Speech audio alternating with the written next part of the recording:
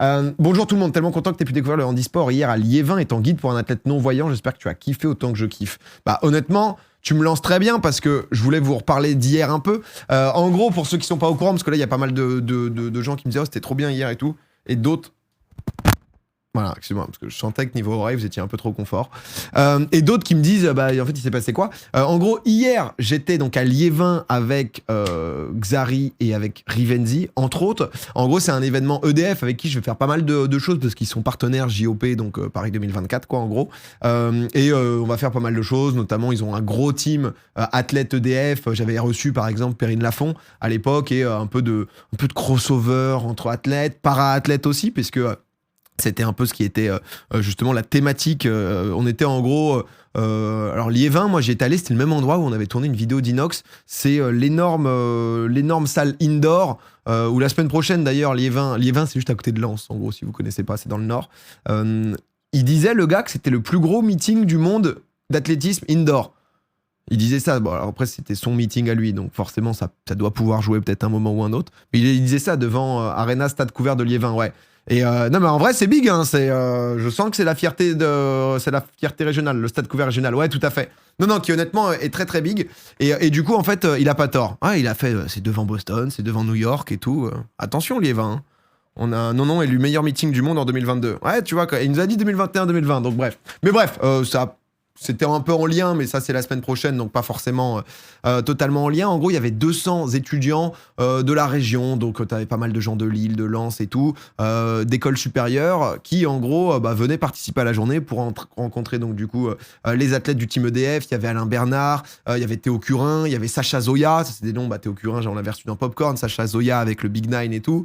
Il y avait Dimitri Pavadé, il y avait Alexandra Nouchet. Et il y avait Valentin, j'ai plus son nom de famille, mais qui fait du pentathlon moderne. Trop intéressant. Donc du coup, on a pu un peu échanger, rencontrer tous les athlètes. C'était trop cool. Les para-athlètes aussi, puisque Dimitri et Alexandra font du para-athlétisme.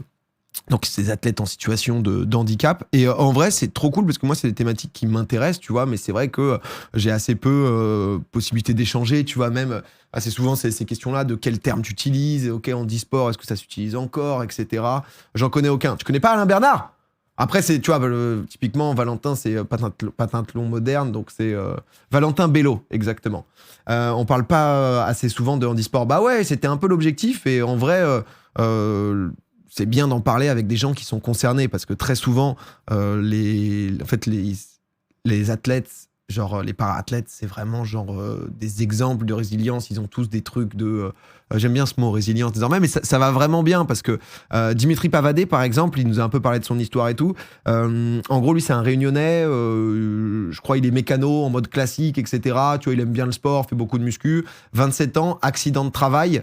Je sais plus exactement, mais en gros... sa jambe se fait broyer et du coup il comprend très vite qu'il doit se faire amputer quoi et qu'il n'y a pas le choix et donc du coup bah une fois que tu perds une jambe ensuite c'est comment déjà tu te reconstruis tu vois et comment ensuite tu te dis ok bah en fait ma vie elle est pas finie et je vais continuer le sport, je vais faire différemment du sport, qu'est-ce que je fais et tout. Il a le record français, européen, je crois pas loin de mondial de saut en longueur dans sa catégorie, tu vois. Donc, mais bref, c'est honnêtement des discussions qui sont passionnantes et le but de tout ça, c'était donc de réunir les étudiants et de pouvoir avoir un peu des activités de parasport, de se rendre compte. Donc on a essayé par exemple du lancer de poids en fauteuil. Alors c'est pas exactement ça, c'était vraiment le... en fait, en vrai j'ai appris plein de trucs, c'était super intéressant. Je vais vous montrer quelques images si vous voulez. Je suis en train de finir de simuler la FM, là on est en 2035. On se fera ça après. C'est incroyable d'avoir du mental comme ça. Honnêtement, quand tu rencontres ces gens, c'est une leçon. C'est genre vraiment... l'autre, Alexandra Nouchet, elle faisait de la natation toute sa vie. Je crois que... Alors après, j'ai pas tout demandé, tu sais, sur le handicap. J'étais pas en mode, alors t'as quoi, toi? C'est pas le but non plus, tu vois. Mais du coup, je sais pas exactement ce qu'elle a, mais je crois qu'elle a... elle a une prothèse, donc il lui manque une jambe, tu vois. Je sais pas exactement ce qui s'est passé, mais je pense que c'est jeune ou de naissance. Elle était genre professionnelle, donc enfin athlète, para-athlète, pas pro, mais à très bon niveau en natation. Elle a continué jusqu'à ses 20 ans en étant justement hyper forte en cours à côté parce qu'elle voulait, c'est toute la question de ces sportifs-là, c'est qu'à la fois ils doivent être très bons. Et très souvent, ça te suffit pas d'être très bon parce que ça te paye pas. Donc tu dois avoir un taf à côté. Jusqu'à 20 ans, elle a continué la natation. Elle a été genre major de promo, etc.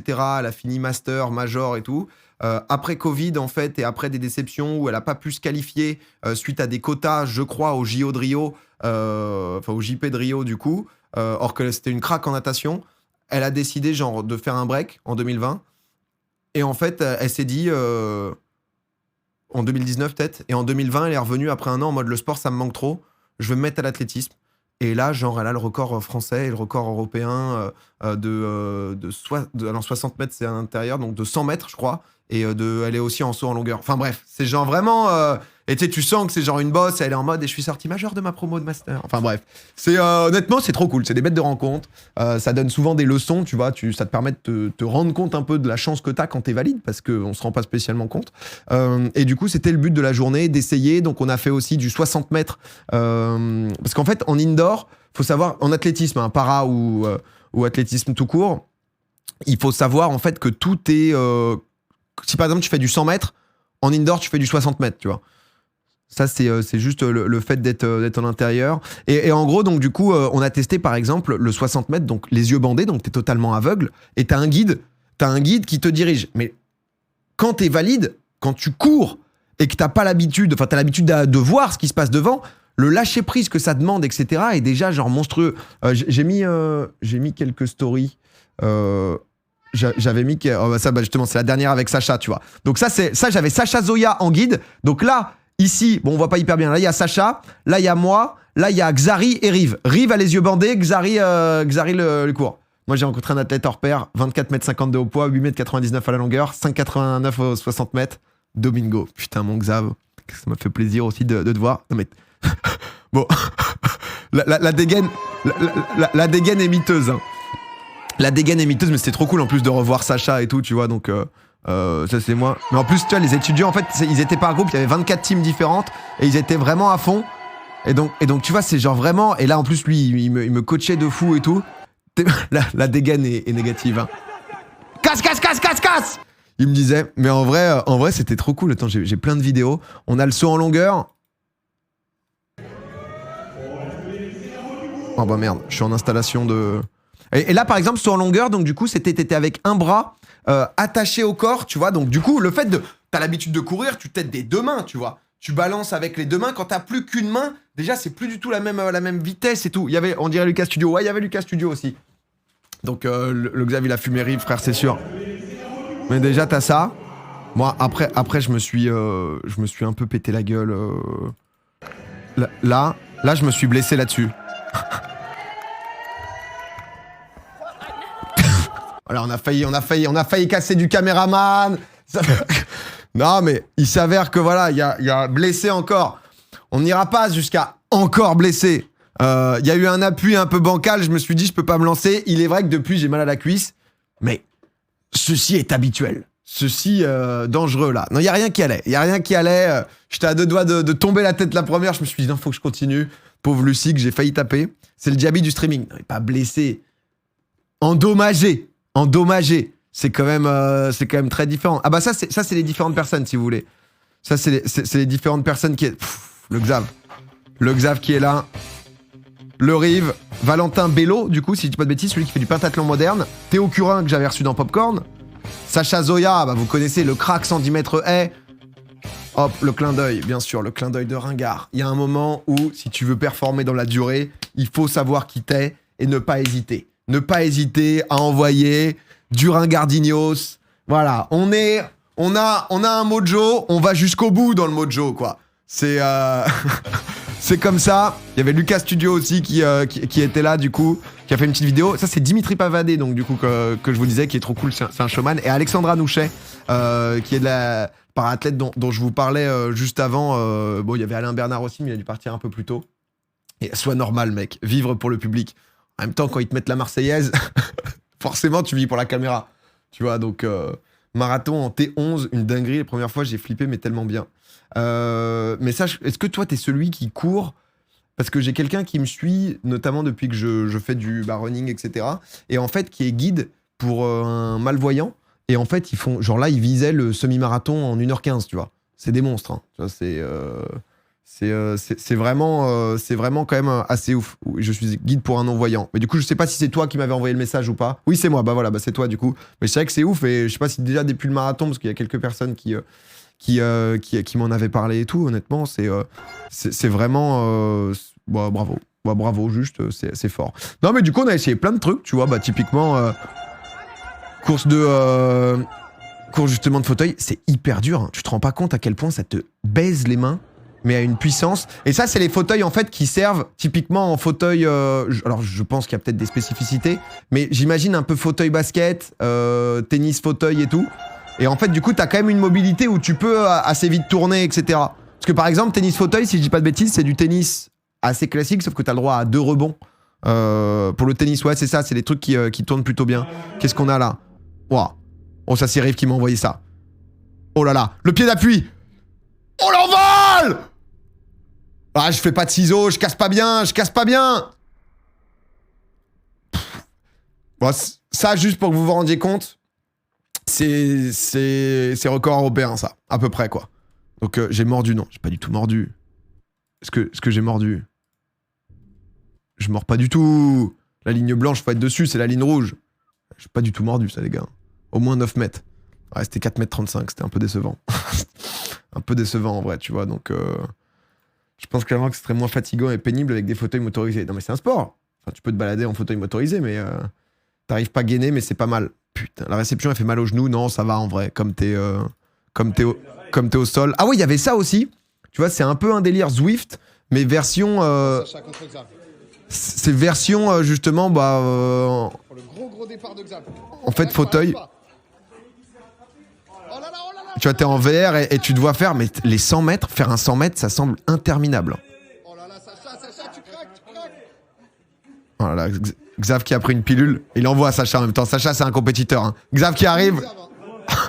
Non, mais du coup, on dirait que le Xav est nul, alors que le Xav, honnêtement, il est en fauteuil. Il passait beaucoup de temps sur le fauteuil. Vraiment, il était bien, il était au max, quoi. Donc... si jamais on va au monde athlète que je guide, j'essaie d'avoir des places. Bah, grave, avec plaisir. Et non, et pardon, donc, du coup, en fait, on avait donc dans ces 3 disciplines, donc 60 mètres, bah, justement avec guide, lancer de poids aussi, donc sur fauteuil, et il y avait aussi bah, saut en longueur. Et en fait, donc du coup, les 24 équipes s'affrontaient, et l'équipe qui finissait première avait des places pour les JO. En mode VIP. Donc c'était trop cool. Et en vrai, ils étaient à fond. C'était vraiment l'ambiance école d'ingé. J'avais l'impression d'être un week-end d'inté. Ça faisait que chanter. Comme on est dans le Nord, ça chantait les corons. Ça envoyait tout ce qu'ils avaient. Mais ils étaient très très cool, honnêtement. Pour ceux qui... il y avait 200 étudiants au total. Donc on est déjà plus de 4000. Mais s'il y en a quelques-uns qui passent par là, honnêtement, c'était une super ambiance. Et que des gens très cool. Donc on avait pu un peu discuter et tout. Vous êtes sponsor par EDF. Ouais, bah, c'est avec EDF, là, justement, qu'on a fait ça. Et t'as fait une école d'ingé? Non, moi, j'ai fait une école de commerce, moi. Mais je sais pas, c'était où? C'était à Liévin. Et à la toute fin, on a fini par un relais. Donc un mélange de course, donc du coup, guide, enfin aveugle guide, et de fauteuil. Et pareil. Et en fait, là, le truc, c'est que je savais pas, dans les meetings, enfin dans les salles, du coup, couvertes, on va dire, en fait, la piste, elle est pas vraiment plate. C'est pas un vélodrome, mais ça monte un peu. Et quand tu dois tourner, or que t'es guidé, honnêtement, c'est chaud. Hein. C'est Lucie qui a essayé de filmer ça, je sais pas. Donc là, moi, je suis ici. En fait, on est contre la team bleue. Et du coup, je pars avec Sacha. Sacha qui me guide, tu vois. Et donc, du coup, t'arrives, je pense que tu dois faire un truc genre 25 mètres, tu vois. Et là, tu dois filer le témoin, mais...